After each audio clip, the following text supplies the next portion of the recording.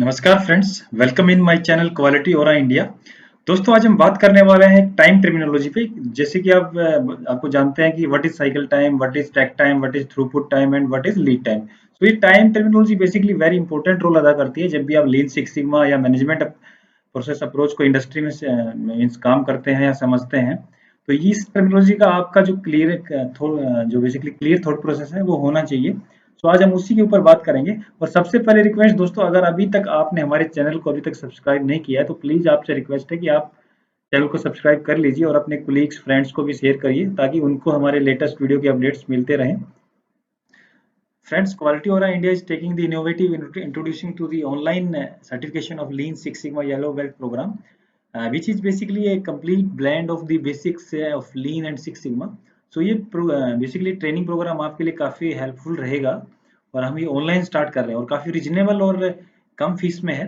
अगर आप ये इसमें इंटरेस्टेड हैं, अगर करना चाहते हैं आपके फ्रेंड्स कोलिग्स, तो हमारे जो दिया गया कॉन्टैक्ट नंबर है qualityoreindia@gmail.com, आप इस पे कॉन्टैक्ट करके पूरी जानकारी ले सकते हैं।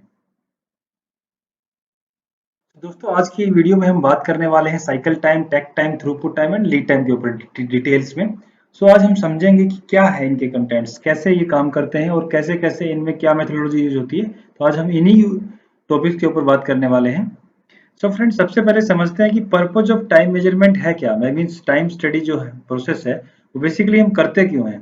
क्योंकि to identify a fair measurement in time needed to perform the process by capturing the most repeating time and each work element. क्योंकि क्या होता है कि जब भी आप कोई मैन्युफैक्चरिंग प्रोसेस में मैनेजमेंट अप्रोच से काम करते हैं या साइंटिफिक मैनेजमेंट से काम करते हैं तो आपको एक राइट मीन ऑप्टिमम और करेक्ट टाइम कंटेंट चाहिए होता है। मीन्स जो भी आपके टाइम कंटेंट है, what is the cycle time, what is the machine time, what is waiting time, what is loading time. तो इन्हीं सारे एलिमेंट्स को आपको एक, जब तक आपके पास फेयर एंड करेक्ट नहीं होंगे तो आप कोई राइट जजमेंट नहीं ले पाएंगे। सेकंड है कि to identify and break down the elements. Means जो भी आपके वर्क एलिमेंट्स हैं, मीन्स जैसे आपका कोई असेंबली ऑपरेशन है, pick the particular product, assemble, put. So आपको इन वर्क एलिमेंट्स का जो प्रोसेस है उसका डिटेल्ड कैप्चरिंग जो आप करते हैं तो वो एक टाइम मेजरमेंट के थ्रू ही कर पाते हैं, अदरवाइज ये पॉसिबल नहीं हो पाता। एंड थर्ड है जो फ्लक्चुएशंस होती है, मीन्स जब का आपका टाइम कब घट रहा है, कम बढ़ रहा है, यानी कि किसी ऑपरेटर का जो पेस, उसकी स्पीड है वो कैसे कैसे वेरी कर रही है, यानी कि किस ऑपरेशन में पर्टिकुलर टाइम ज्यादा लग रहा है, किस में कम लग रहा है। तो इन्हीं सब चीजों की मीन्स नोट करने के लिए हमें टाइम मेजरमेंट यानी कि टाइम स्टडी या मेथड स्टडी की जरूरत पड़ती है। अब बात करते हैं दोस्तों cycle time. Basically cycle time जो एक इंडिविजुअल प्रोसेस का होता है, मान लीजिए कोई भी ऑपरेशन है, होबिंग है, टर्निंग है, मशीनिंग है, या आप कोई भी प्रेस ऑपरेशन कर रहे हैं। सो जब आप एक पीस बनाते हैं किसी भी ऑपरेशन को, यानी कि total time from the beginning and and of your process, means आप पर्टिकुलर ऑपरेशन यानी कि आप होबिंग ऑपरेशन कर रहे हैं, आपने पीस को लोड किया और आपने कंप्लीट वो पर्टिकुलर उस ऑपरेशन, होबिंग ऑपरेशन करने तक आपने वो पीस को निकाल लिया, तो वो बेसिकली उसका साइकिल टाइम होता है। जैसे अगर एक स्टैंडर्ड डेफिनेशन में बात करें, the total time from beginning to the end of your process, particular process, not whole process. Particular मानिए अगर होबिंग कर रहा है तो होबिंग का ही मतलब जो कंप्लीट टाइम है वो साइकिल टाइम है। जैसे कि इसमें बेसिकली जो एलिमेंट्स हैं उसमें लोडिंग, अनलोडिंग या मशीन टाइम, ये बेसिकली तीन इसमें मेन टाइम होते हैं। सो जो मशीन टाइम होता है उस दौरान आप वर्क कंटेंट कोई भी काम करते हैं, जैसे आप इंस्पेक्शन कर सकते हैं। फ्रेंड्स, पिक्चर में आप देख रहे हैं बेसिकली इसमें जो ब्रेकअप दिया गया है साइकिल टाइम का, जो पहला है unloading time plus loading time then machine time, जिसको बेसिकली ऑटो टाइम भी बोलते हैं। यानी कि जब मशीन चलती है तो ऑपरेटर वेट करता है। सो ये बेसिकली कंटेंट्स हैं साइकिल टाइम के। सो अगर साइकिल टाइम की बात करें then unloading time plus loading time then machine time यानी कि ऑटो टाइम। सो अगर आपका जो अनलोडिंग टाइम अगर पिछले ऑपरेशन का ले रहे हैं तो आप नेक्स्ट ऑपरेशन का जो अनलोडिंग टाइम है वो छोड़ देंगे। कंसिक्वेंटली कंप्लीट साइकिल हम इसी प्रकार से लेते हैं। अब बात करते हैं दोस्तों टैक टाइम की। टैक टाइम बेसिकली एक टाइम रेट होता है, जैसे हार्ट का हमारा एक पेस रेट होता है, यानी कि हार्ट की धड़कन, यानी कि 1 मिनट में 72 बार एक नॉर्मल आदमी की धड़कती है। तो एक बेसिकली कस्टमर का टाइम रेट है। टाइम रेट मीन्स आपका कस्टमर आपसे किस टाइम रेट पे एक पीस लेता है। Means that it's a time rate which a single part और component your customer is taken from you. So it's basically time rate, आप कह सकते हैं कि take time is a time rate. So इसका जो फार्मूला होता है वो बेसिकली होता है कि नेट टाइम अवेलेबल अपॉन में कस्टमर डिमांड, यानी कि जो भी पर्टिकुलर आपकी, अगर आप शिफ्ट की बात करें या 2 शिफ्ट की बात करें या फुल डे की बात करें, तो आपकी पर्टिकुलर कस्टमर की डिमांड कितनी है और उसी रेशियो में आपकी जो कस्टमर की सॉरी आपका टाइम कितना है, और उसी रेशियो में जो आप नीचे लेंगे वो आपकी कस्टमर की डिमांड कितनी है। नेक्स्ट वाली स्लाइड में हम समझेंगे कि क्या क्या एलिमेंट्स हैं इसके। इसमें आप समझेंगे फ्रेंड्स कि टेक टाइम को हम निकालते कैसे हैं। तो इसमें हम एक केस स्टडी लेके चल रहे हैं। सो एक केस स्टडी है जिसे उसमें दिखाया गया है। सो पर्टिकुलर जो कस्टमर की मंथली डिमांड है वो 6000 है, और ये मान के चल रहे हैं कि 25 दिन की जो वर्किंग है, जो यानी कि number of operating days in a month है, जो 25 दिन हम मान के चल रहे हैं। और बेसिकली जो सप्लायर है वो यहाँ पे 2 शिफ्ट चला रहा है, बेसिकली प्लांट को 2 शिफ्ट चला रहा है। सो अगर इसी कैलकुलेशन करें 6000 डिवाइडेड बाई 25 एंड इंटू 2, सो ये बेसिकली 120 यूनिट्स निकल के आता है। और अगर इसी के बेस पे हम टेक टाइम की कैलकुलेशन करें, हम दो उसमें करेंगे, पहला 1 शिफ्ट बेसिस पे और दूसरा 2 शिफ्ट बेसिस पे। सो टेक टाइम का जैसे मैंने फार्मूला बताया था, सो अवेलेबल प्रोडक्शन टाइम पर शिफ्ट अपॉन में कस्टमर रिक्वायरमेंट पर शिफ्ट, यानी कि कस्टमर डिमांड जो है। सो अगर एक शिफ्ट की बात करें तो हम इसमें 7.5 घंटे जनरली लेते हैं, क्योंकि 8 घंटे की शिफ्ट होती है, उसमें आधा घंटा लंच वगैरह का निकाल के। सो 7.5 घंटे में जो 450 मिनट्स बनते हैं।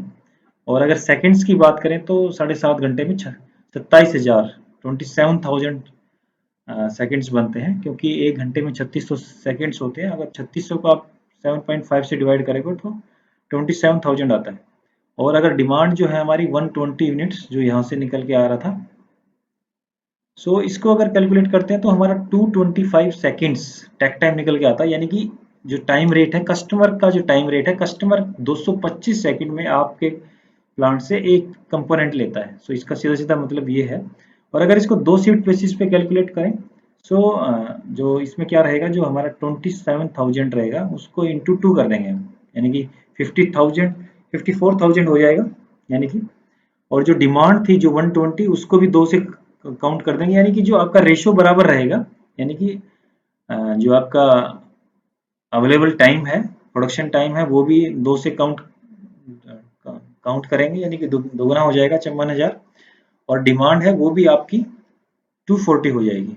सो सेम अगर इसको कैलकुलेट करते हैं यहाँ पे, सो हमारा 225 सेकंड निकल के आता। So this is the takt time, यानी कि किस टाइम रेट से कस्टमर आपका एक कंपोनेंट ले रहा है।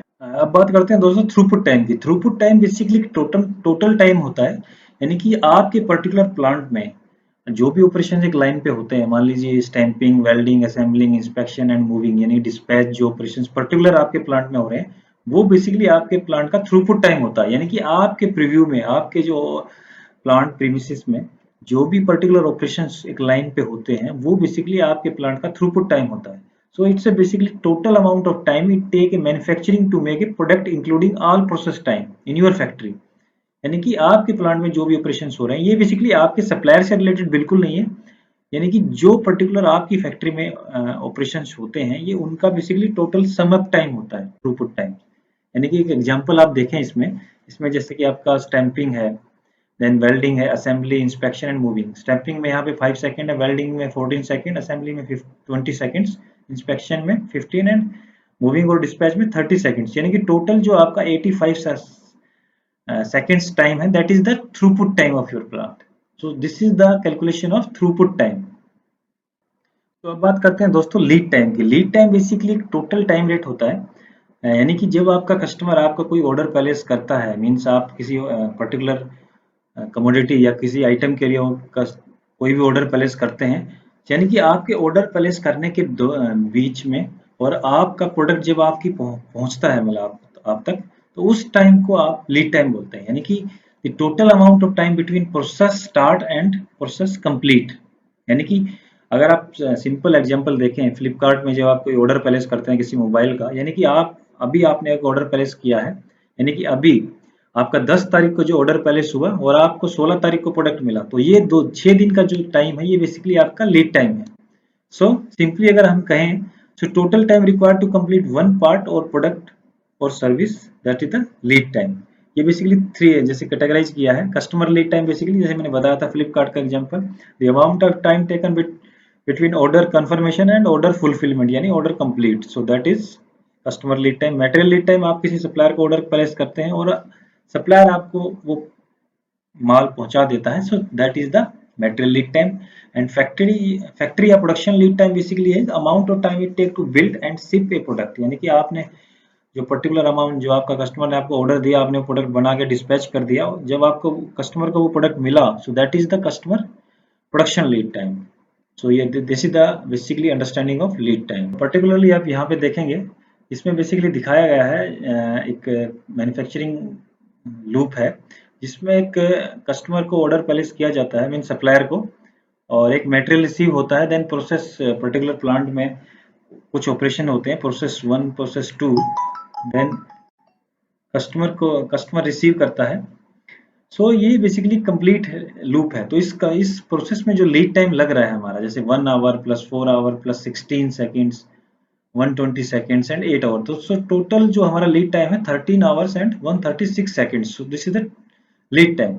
और अगर पर्टिकुलर थ्रूपुट टाइम की बात करें, यानी कि जो आपका प्लांट में पर्टिकुलर मटेरियल रिसीविंग से लेके कस्टमर रिसीव्ड डिस्पैच तक जो मींस पर्टिकुलर ऑपरेशंस है, सो ये बेसिकली आपके थ्रूपुट टाइम है, मींस पर्टिकुलर आपके प्लांट का जो मैंने पहले भी बताया था। सो this is the throughput time. और अगर इंडिविजुअल प्रोसेस का बात करें आप यहाँ पे, जैसे किसी पर्टिकुलर ऑपरेशंस का अगर बात करें, साइकिल टाइम यानी कि 120 सेकेंड्स है, या प्रोसेस 1 का जो 16 सेकेंड है, that is the individual cycle time of the process. So this is the understanding of lead time.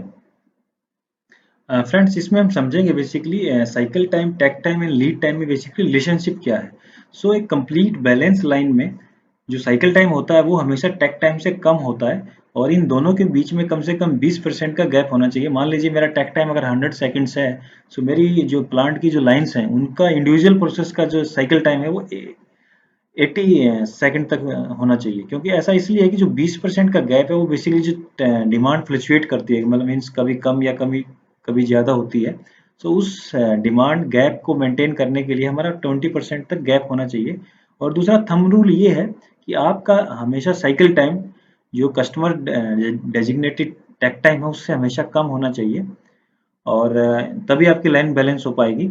और जो लीड टाइम बेसिकली जो आपका कंप्लीट लूप यानी कि आपकी प्रोसेस का साइकिल टाइम्स, और जो आपका सप्लायर के पास से मटेरियल आ रहा है वो लीड टाइम, वो टाइम, और आपका डिस्पैच तक, तो कंप्लीट जो लूप है आपकी, जो कंप्लीट सप्लाई चेन है, उस टाइम को बेसिकली लीड टाइम बोलते हैं। So this is the relationship of all three times. सो उम्मीद करता हूँ दोस्तों आपको आज का मेरा वीडियो पसंद आया होगा। तो आप प्लीज़ इसको, पसंद आया तो प्लीज़ आप अपने फ्रेंड्स और कुलीग्स में शेयर करना ना भूलें। और प्लीज़ हमें कमेंट बॉक्स में सजेशंस और सुझाव जरूर दें, ताकि आपके सजेशन से हमें नए नए वीडियो लाने के लिए मोटिवेट करते रहें। तो थैंक यू।